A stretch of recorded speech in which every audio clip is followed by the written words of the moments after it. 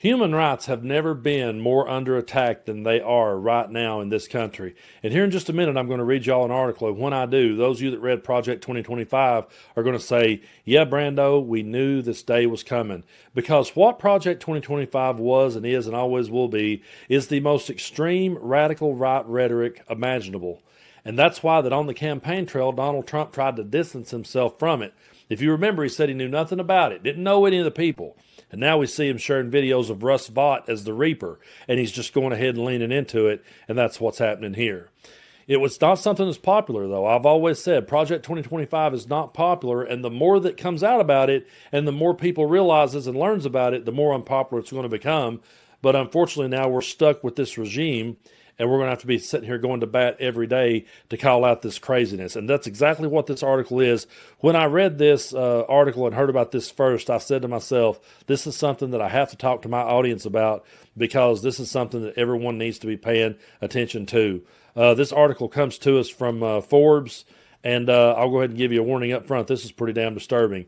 So now abortion and DEI will be considered violations of human rights, U.S. officials say. And yep, I read that right. So the State Department has issued a new guidance to embassies, consulates, and diplomats involved in compiling its annual report on global human rights abuses with instructions to note countries with state-sponsored abortion policies and to report on the estimated number of abortions performed in a country per year, multiple outlets have reported.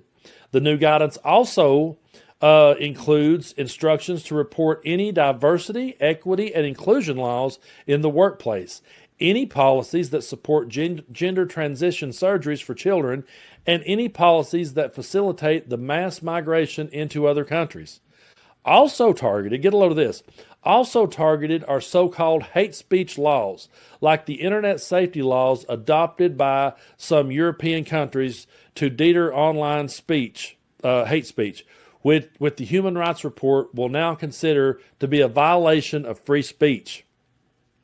Tommy, I don't know how to pronounce that guy's last name. Sorry about that. Deputy spokesperson at the State Department said that new destructive ideologies have given safe harbor to human rights violations around the globe in recent years, he added. Enough is enough. Critics have said that Trump's changes to the Human Rights Report are disregarding long-held universal standards in the field in efforts to push the administration's agenda. The new guidance comes months after the first human rights report under the Trump administration was issued and found to be roughly one-third of the length of reports in the years past and excluded things like poor prison conditions in El Salvador and violation of the freedom of peaceful assembly in China. Former senior State Department official and head of the Human Rights First charity, Uzra Zia, I guess they say that, told the BBC that the rules reflect jaw-dropping animosity towards LGBTQ plus people and said attempting to label DEI as a human rights violation set a new low in the Trump administration's weaponization of international human rights.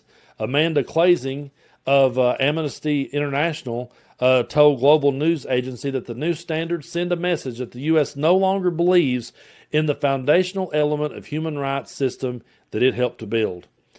And folks, honestly, as I sit here and read this and look back through it, it's truly heartbreaking and disgusting that we're here at this particular point. Now, abortion will be viewed as a human rights violation.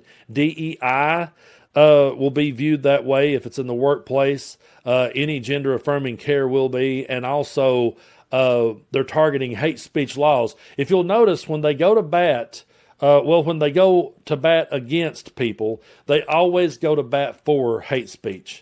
And to me, that's one of the most disgusting things. You know, you have free speech. I say it all the time here on the channel. You have free speech. You can say whatever you want to say, but you can also be held accountable for that speech. But in Donald Trump's world, like we're seeing with Mark Kelly, if that speech steps out of line with Donald Trump, that will be considered seditious behavior, punishable by death. If you just simply say, follow the Constitution, don't follow illegal orders, they can take that and twist that and say that that's a violation. It's absolutely crazy that we're here.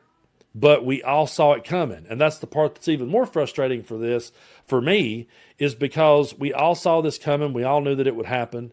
And this truly is one of the most radical administrations ever, who is going out of their way now to completely rewrite the narrative and completely reshape it to their image.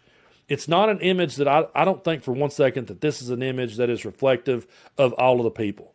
I think most Americans are against Project 2025, and I think more Americans would be if they understood it and went out of their way to find it, read it, and see what it was all about. We talked about it on the channel. We broke it down. We read different parts of it, and we said, this is what's coming. And now we're sitting here going, here it is. And I don't like being the person to sit here and say, we told you so. This is not something that I wanted to say, we told you so about. I wanted to see this ideology defeated. And you can think whatever you want to about Kamala Harris, but if she was in office today, we would not be going through the things that we're going through under Donald Trump.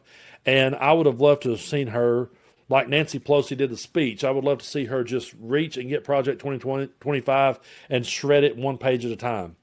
And whoever the next Democratic president is, I really hope they will. I'll send them a cigar on Brando. I will send you the cigar if you will light every damn page of that Project 2025 and light it right on national television and send a big fuck you to all of these radical, right-wing, racist extremists. And that's what this is. They are taking their political ideologies now and they're going to shape the narrative to fit that. And when you're sitting there saying that a woman having an abortion is now a human rights violation, or DEI, diversity, equity, and inclusion, that's wrong. That's a human rights violation. Oh, and if you stop someone from spreading hate speech, that is a human rights violation. It's absolutely disgusting to me that we're here at this point in the United States of America. I know I say that a lot. But all we can do is keep fighting the good fight, folks. I do believe that we're on the right side of history. I'll always believe that. And you need to always believe that. And always hold your head up high and don't ever back down. Don't ever back down when you got the truth on your side. You know, I understand that it's easy for Donald Trump to throw his weight around. And I understand that a lot of people are in positions where they can't create a YouTube channel and they can't talk and they can't speak up the way they would want to. But as of the moment, right now, we can still vote and we can still encourage others to vote. And maybe you're not able to start a platform and do what I'm doing, and maybe you're not able to run for office, maybe you're not able to do other things, but you can still have conversations, have the tough conversations. You can spread the word to your friends, let them know what's really going on. I just think a lot of people thought these things would not happen. And also, really, if I'm just being honest with you, I think a lot of people looked over at people like us and said, well, that's just a bunch of shit them liberals are pushing. That's not real. That's just something the liberals are saying at Project 2025, but Trump ain't got to do with that. Yeah, he absolutely did. We showed videos of him sitting behind closed doors saying, we understand that Trump has to distance himself from us right now. We understand that he has to say what he has to say to get across the finish line. They were saying it then, folks.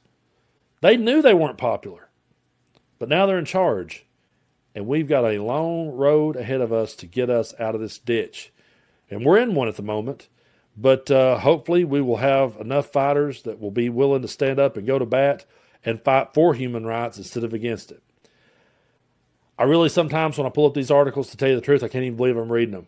Sometimes later on I'll go back and read it again and I'll realize things that I could have said in the video.